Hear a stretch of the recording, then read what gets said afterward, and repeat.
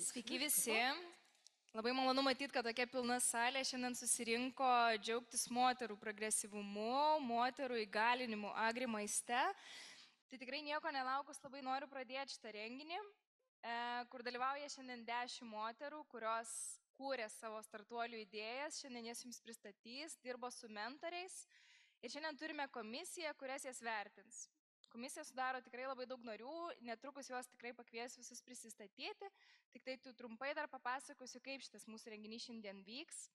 Tai merginos turės 4 minutės I will prisistatyti, tell you 3 how minutės this komisija event will turės klausimams take place. ir The po to girls will have 4 apdovanos minutes 3 to laimėtojus. present, then we'll have questions, and then Komisija we merginas award vertins winners. palei kelis The aspektus, tai yra startuolio panel, the idėja, jury, kokį progresą will merginos pasiekė assess šitoje programai, the idea, kiek the pavyko joms progress pasiekti, in the sudalyvauti program, ir palei tai išrinks the laimėtojus. results Nieko nelaukus, that labai they managed to norėčiau achieve, and then we will pakviesti elect the komisijos winner. narius prisistatyti. So I would like to invite the jury Tai to dar rankinį mikrofoną gausim. present themselves.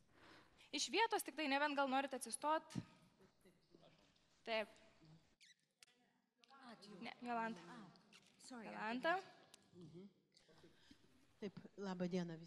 Hello everyone, I'm Jolaitė Valaikienė, representing Bioma. I'm the owner of the organization.